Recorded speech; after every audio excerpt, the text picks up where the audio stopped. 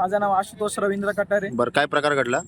तर असा घडला सर, मी मेडिसिन घ्यायला चाललेलो होतो कामठवाड्याच्या मेडिकलमध्ये. तर इथं एक मुलगा, त्याची आई आणि वडील हे अमोल पाटील सोबत बोलत होते. पण बोलता बोलता त्यांच्या ठाण्या माऱ्या झाल्या.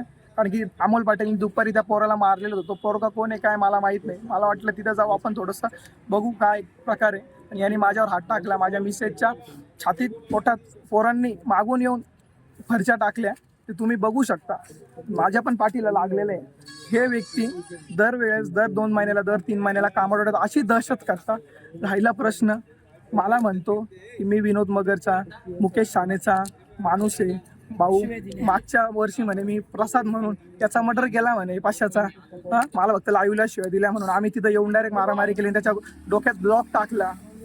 तर यांना जामिनावर सोडलं का बेलवर सोडलं ते माहिती नाही. पण हे परत दहशत निर्माण करताय सर. तर तुम्ही दखल घ्या. अंबड पोलीस स्टेशनला एकच विनंती आहे की कामठवाड्या एरियामध्ये खास तुम्ही रोज काहीतरी चक्कर मारा किंवा तुमचे प्रशासन पाठवून आम्हाला सपोर्ट करा. हीच कामठवाड्या परिसराची इच्छा आहे.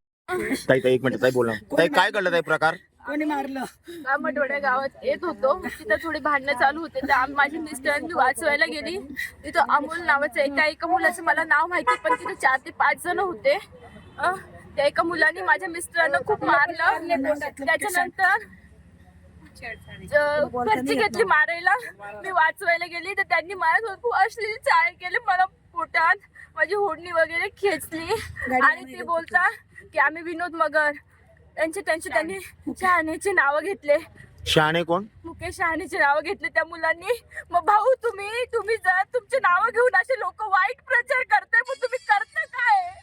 आम्ही करता काय? आम्हाला तुमच्यावर विश्वास आहे. आम्हाला वाटतं आमचे भाऊ आहे. तुम्ही अपक्ष म्हणून निवडून आले. भाऊ तुमचा एरिया नसताना तुम्हाला पाठिंबा दिलाय आम्ही. भाऊ तुमचा एरिया नसताना तुम्हाला पाठिंबा दिलाय का? ते एक आमचा विश्वासाचा माणूस फक्त मुकेश शाने भाऊ आमच्यासाठी होते. आणि जर महिलांसोबत जर अशी विसरत असेल जर ते महिलांचं काही, तर काय फायदा आहे? भाऊ तुम्ही दखल घ्या भाऊ या गोष्टीची.